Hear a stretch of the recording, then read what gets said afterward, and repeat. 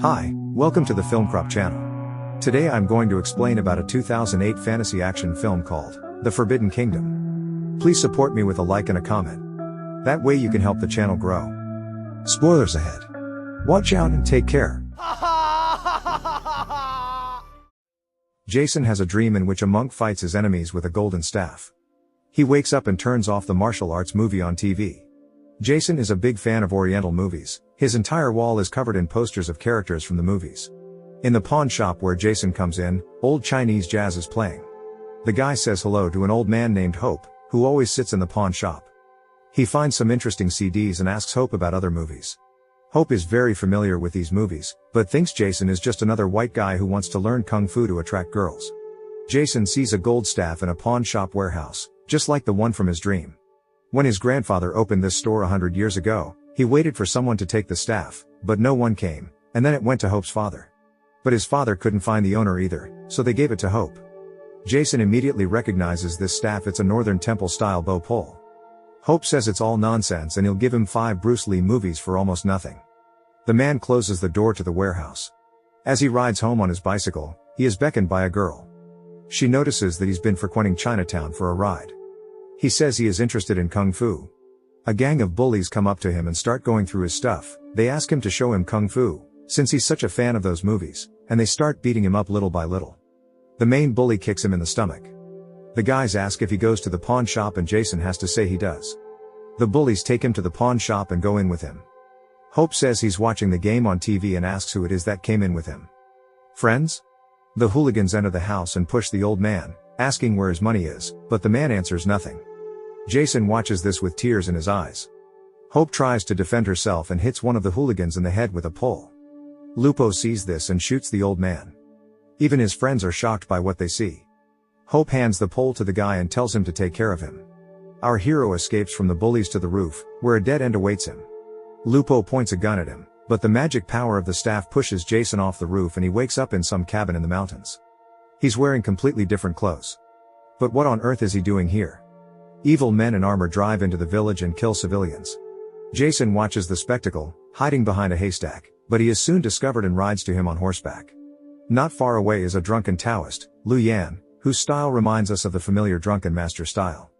He is a drunken man who thrashes men in armor with nothing but his fists. He tries to say something to Jason, but he speaks in Chinese and the guy tries to explain that he doesn't understand anything. Then Lu Yan says all you have to do is want to hear.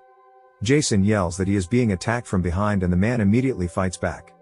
They get on a horse and ride off to the restaurant. Jason tells Lu Yan that he knows nothing about where he is or who attacked him. The man says that he didn't end up here by accident and that it wasn't all a dream at all. It was once prophesied that the one who would bring back the pole would have to return, and the power of the Jade dictator would end. The pole belonged to the Monkey King. He defended order on Earth, and an entire Jade army couldn't handle him. The Monkey King was destroying every soldier that was sent to him, and his magical pole would be invincible.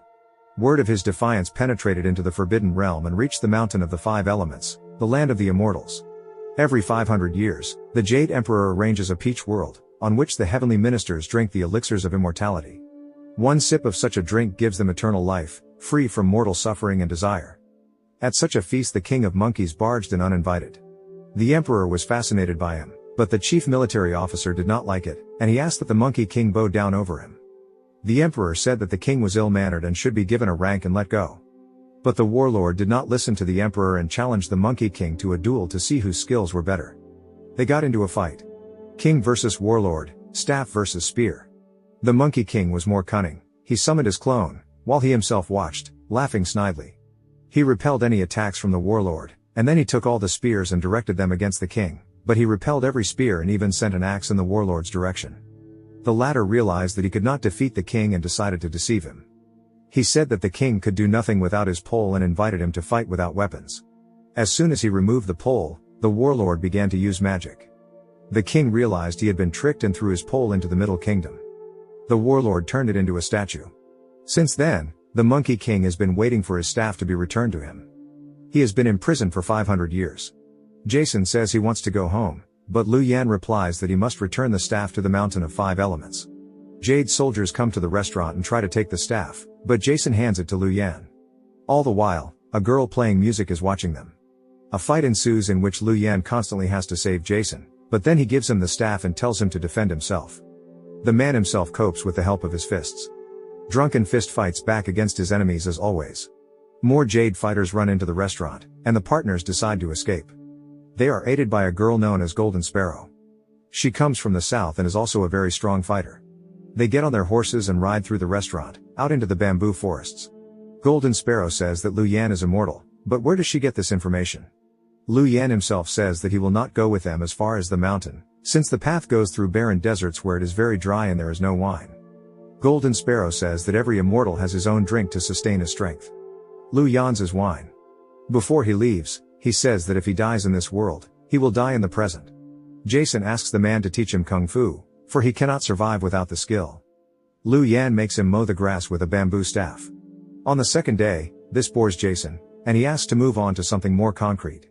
In the evening, the boy tells Lu Yan about different techniques he has seen in the movies and asks the man to teach him them. Lu Yan pours him tea, and even though his beaker is already full, he keeps pouring tea. Jason asks him to stop and tells him that the bowl is already full, to which the man replies that the bowl is as full as he is. It's impossible to teach him the punches if he already knows them. And all he has to do is release the bowl. It's as if Jason understood what he meant. Or didn't. He is releasing the bowl literally. Lu Yan says he is hopeless and Jason walks away from him. He sits down next to Golden Sparrow. She says that music is the bridge between earth and heaven, which is why she plays her instrument so often. Thunder can be heard in the sky. At this time, the Jade soldiers come to the warlord and tell him the rumor that the pole was seen in the Middle Kingdom. The peasants are already whispering about the prophecy. The warlord kills the soldier after he tells all the news and asks a second to call the sorceress, who was born of wolves. The soldiers carry their friend's corpse away, and the warlord returns to the girls he molested. Jason wakes up all alone in the middle of the bamboo forest. There is no Lu Yan or Golden Sparrow around, just some wanderer on a horse in white robes. Jason ducked, but the rider managed to pick up the pole. Lu Yan and Golden Sparrow run up to our hero, and they decide to follow the rider. They notice his horse not far from the temple, where Lu Yan enters. He tries to speak politely to the monk, but the monk reacts in no way and he has to take the pole by force. The monk in white proves to be a strong fighter, but Lu Yan properly drinks the wine and gains new strength. Monk is silent and fends off all of Lu Yan's punches, but the Drunken Fist manages to break through his defense. The fight gathers momentum and Monk decides to change his fighting style to the Mantis technique. It's the Mantis technique that gets him killed, as Lu Yan knows the exact opposite. They manage to exchange strong blows and keep fighting for the pole. At the end of the fight, the pole flies to the door of the temple, where Jason is already standing, and the cherished object falls into his hands. It transpires that the monk does not obey the warlord, but instead, he is to bring in the one who wields the pole. Lu Yan says it is Jason and drinks wine. The monk walks up to Jason and laughs out loud. A girl with white hair, called the witch, interrogates a man in the restaurant about Jason, but he tells her nothing and the girl grabs him by the neck with her whip. The woman brings her a small dagger. The witch immediately guesses that it is Golden Sparrow's dagger. Lu Yan continues to teach Jason kung fu and teaches the rider's pose.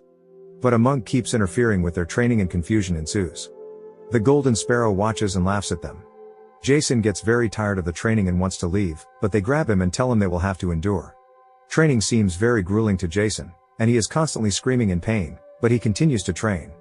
The teachers notice the first results of the training, while Golden Sparrow is still playing his instrument somewhere in a corner.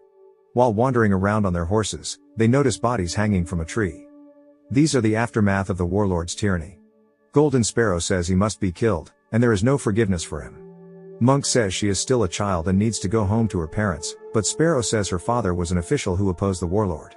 To punish him, the warlord sent his troops. The village was burned to the ground and all the inhabitants were killed. Before dying from the warlord's bow, the mother hid the girl in a well. She intends to kill the warlord with a jade dagger, but the monk warns the girl that vengeance will return to those who take revenge. The witch continues to pursue our hero and reaches the same desert where Jason came. In the desert, our hero nearly falls off a sand mountain, but Golden Sparrow gives him a helping hand, and he hands her a fallen jade dagger. Something catches fire between them. Lu Yan fears that the monk will lead them the wrong way. Jason approaches the monk and says that even when they cross the desert, they will fight the Jade army. Does he believe in him? The monk says only to remember to breathe, which means not to lose his cool. On their way in the desert, Lu Yan says that if they do not find water, they will die. Golden Sparrow is indignant. How can he not make it rain? Lu Yan sits down on his knees and pulls out some kind of scroll with a brush, which he wetters with his saliva. As he writes the hieroglyphics, he thinks it's starting to rain. But it is the monk urinating down the mountain. Lu Yan shouts that he is an insult to the Buddha's name, and the monk shouts that he is leading them to a mountain that can be seen in the distance.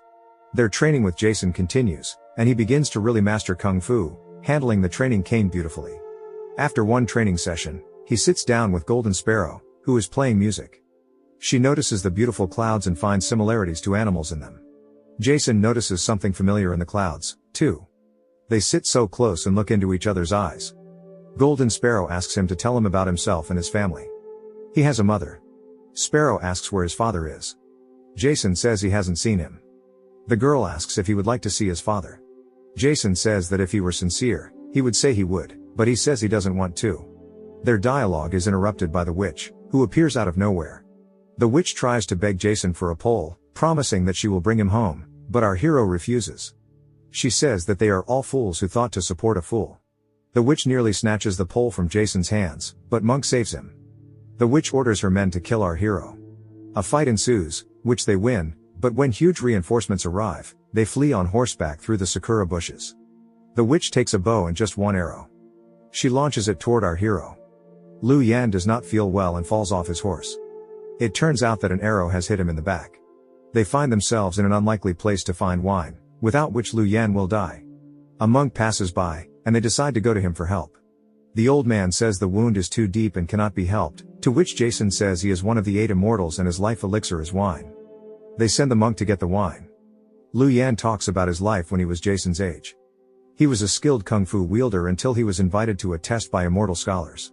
He failed it, which means the immortality story is a fairy tale.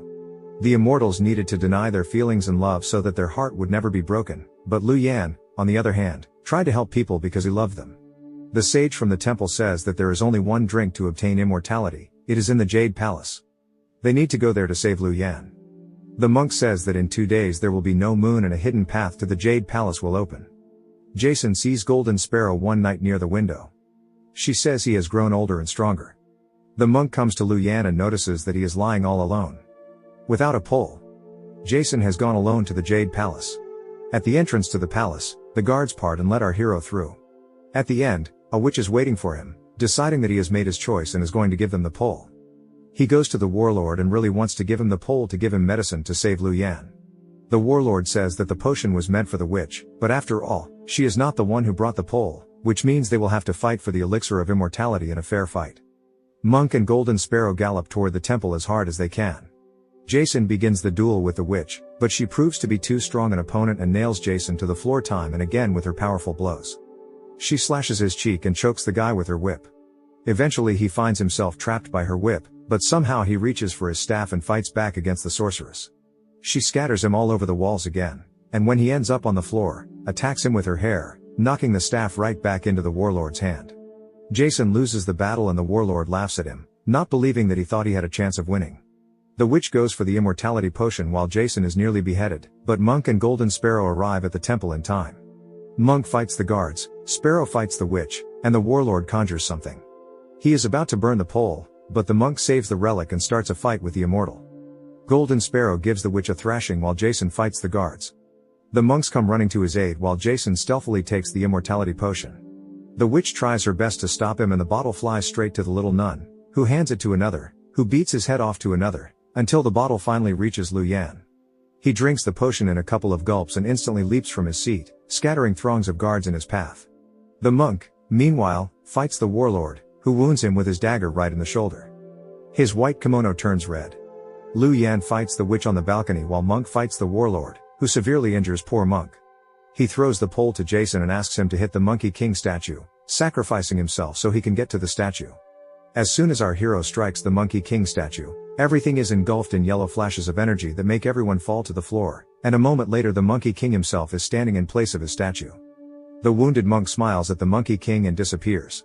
It turns out that all this time he was a clone of the Monkey King, made from his hair, just like the others. The king was very clever. But now that he's here, the warlord is in trouble. With a single blow, the king sends him to the back of the hall. Lu Yan throws the witch off the palace balcony, but she wraps her hair around him and climbs back up. Lu Yan pulls out a dagger and cuts her hair. Farewell to the witch.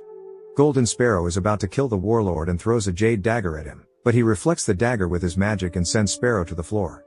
She can barely breathe and puts the jade dagger in Jason's hand. He catches the warlord flying toward him and plunges the dagger into his chest. The warlord falls into the lava he created. China is freed from this barbarian's oppression. Jason runs to Sparrow and tells her that he has killed the warlord. She says she thanks Jason and closes her eyes. Our hero never gets to kiss her. Jason brings the girl to the sage from whom the light comes, but he says there is nothing he can do. She has chosen her own fate, he is powerless. The sage says that Jason has one wish of his own that he can grant. Our hero says he wants to go home. Lu Yan says that the teacher and the student share a life until their paths part. Jason promises he will not forget him. Lu Yan says this is true immortality. The Monkey King thanks Jason for freeing him and now asks him to free himself. He goes to the gate and looks at everyone. The wise man blows on him, and our hero flies down among the clouds in his own time. He wakes up on the pavement, covered in abrasions. The bullies climb over the fence and start beating him. Jason doesn't fight back and keeps quiet. Lupo threatens him not to say anything about the old man's death. Jason looks at his opponent and is filled with determination. He stands up and takes a full breath. Our hero dodges Lupo's punches and knocks him down. He doesn't seem so tough anymore. He gets hit by Jason blow after blow, and when he grabs his gun, he ends up with his face on the pavement. Jason calls an ambulance for Hope, and the man in the ambulance says the old man will live. Hope says he will live forever and asks if our hero gave the pole back to its owner. Jason replies that he has. As he walks away from the ambulance, he meets a girl. She looks a lot like Golden Sparrow. The girl tells him see you later, and Jason only hopes that he will see her before the ambulance. The girl walks into a store called Golden Sparrow.